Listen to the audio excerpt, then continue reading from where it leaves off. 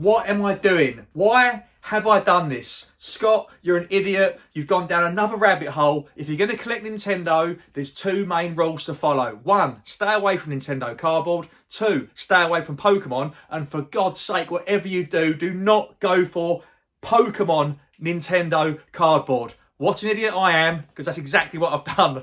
I've gone down a rabbit hole, another collection which I always thought I'd stay away from. The original Pokemon OG Game Boy games. And I'm going to go colour. I'm just going to go full hog. I'm going to stop waffling about it. In my hand here is a box of a nice little pricey piece. An overpriced piece for retro gaming community, as you will.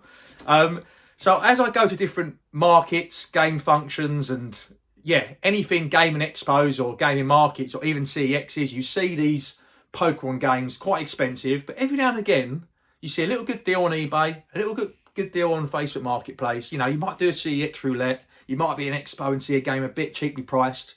Well, I feel like lately, the last few months, I keep seeing the odd one, whether it's Pokemon Crystal, £20 cheaper than it would be at CEX, whether it's a very good mint condition priced at a normal condition box with manual, and it keeps happening, and it just keeps happening to me.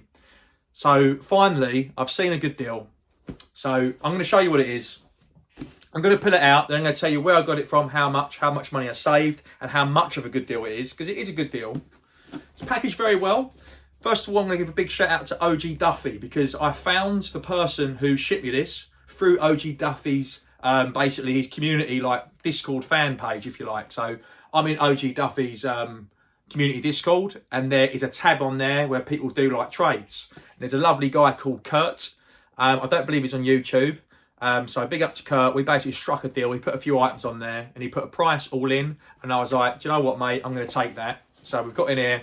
It's packaged lovely. He's done it really well. It's the first time I haven't looked at it myself yet. But look how well he's packaged that. Loads of bubble wrap.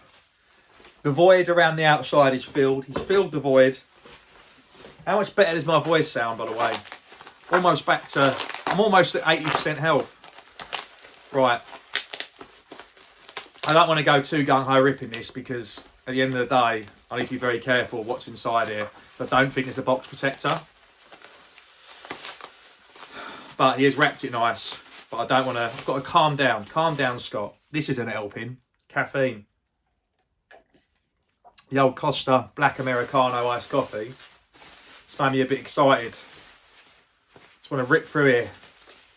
Rip through with my teeth. Oh, do you know what? There is a box protector.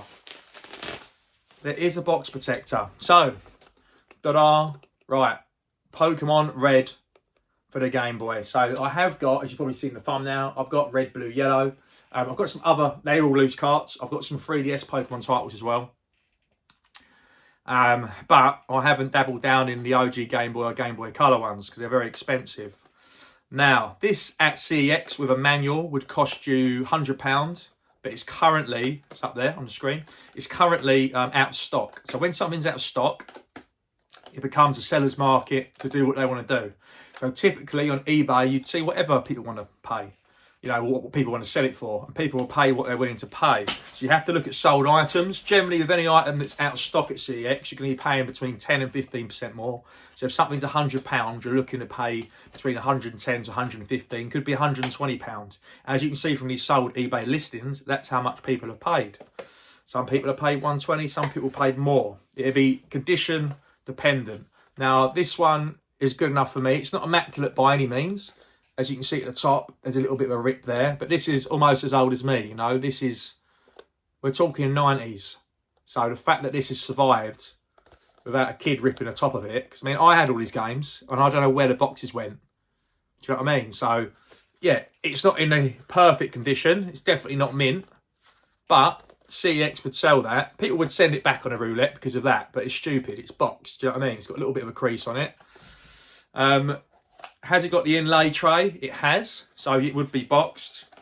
And then has it got the manual? I know it has because he posted it with the manual. Now, I don't know if the battery on this cart has been replaced. Because at the end of the day, sometimes you can't say the batteries need changing. But I've got this game already. So I could always change it. It's not really about the cart. I should have just gone for the box and the manual. So there it is. So I can always get, I don't know how much they are loose. I'll pop them on the screen. I'm assuming I can get 20 quid, 30 quid, just selling the cart on its own. Or that might be how much you pay for them, but I can definitely get a bit of money back. So yeah, it's got the manual in there in fairly decent condition. You know, there's no, still stapled together. I don't want to flick through it really, because it will just loosen it up. But yeah, it's in good health. Do you know what I mean? The more you use it, the more it'll get worn. It's funny, isn't it? We go on about collectors like want it to have a manual, and then no one bloody reads the manual anyway. It's absolutely pointless, isn't it? It's a real strange thing. But yeah, let me know. Are you bothered about manuals in games? Maybe I'll pin that as a comment. It's a strange one, isn't it? We all want them complete, but no one refers to the manuals whatsoever. It's weird that we want them, but then, like, even if I'm stuck on a game, to be fair, I do look at PS1 manuals just because they're easy to pop the case up and open. But everything else, Mega Drive I do as well. But to be honest with you, Nintendo games, I'll just go on, rather than open up the cardboard case, I'll just go onto it on the internet and just type it in on YouTube, like helps and hints and tips. So yeah, big shout out to OG Duffy, because if it wasn't for his Discord group, I wouldn't have found Kurt. And thank you, Kurt, for packaging this. So he actually sold this for me for £80 all in. Now, it's signed for delivery. It would have cost a fiver. Yeah, £5.9 to send that. It's packaged it all up. So £8 with delivery. If you order it off CEX, it'll be £100 when it's in stock.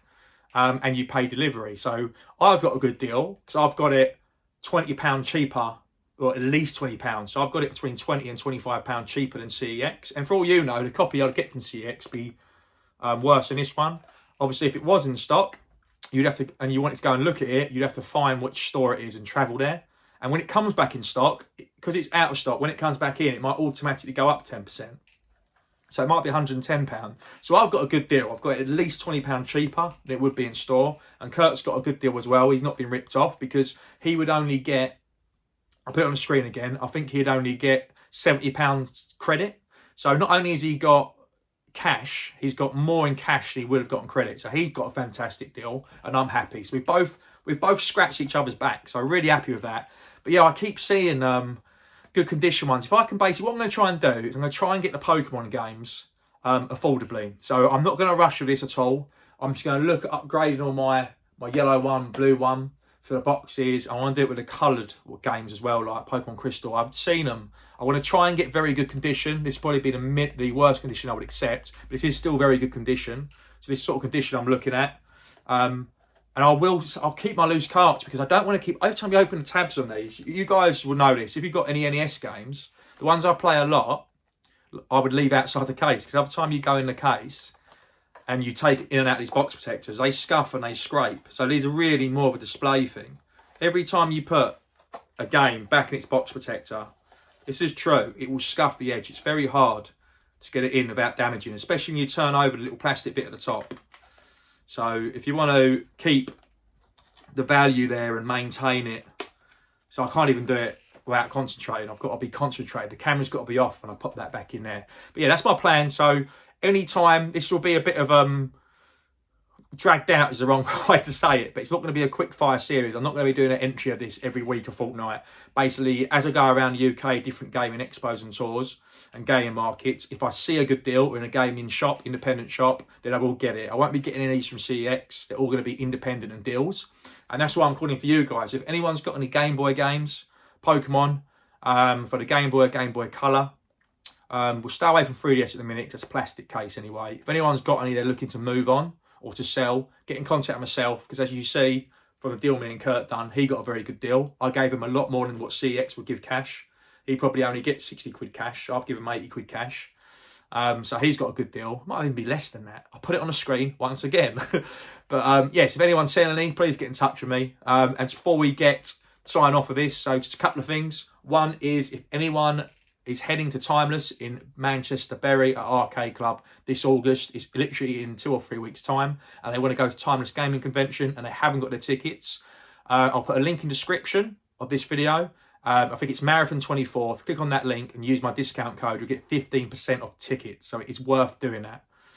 So make sure you do check that out if you want to come to Timeless on a Wednesday. I'm going to be there. All the information's on the screen. So it'd be great if I could see you and have a chat with you down there. The other thing is I launched a Discord on the last video that I put out. I was supposed to do it the last 1 or 2 before that, but I kept forgetting. So the Discord launch has gone well. We've got a good half-dozen people in there. So if you want to join a Discord, the Marathon Gaming Community Hub, then I'll put a link in the description to this, invite code. Just download Discord app. And then if you don't know what it is, it's not a problem. Just download it in your App Store or Android Store.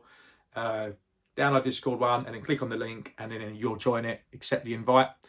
And then you will also be entered into the competition. So I'm giving away, I haven't announced a game yet, but I'm giving away a sealed limited run game for Nintendo Switch. So if you want to be involved in that prize draw, then please jump into Discord. But yeah, that's all I've got time with for this show. But that's all I've got time with for this video. See you next time. Bye-bye. I'm Mario. And I am the Hedgehog. And today, with this...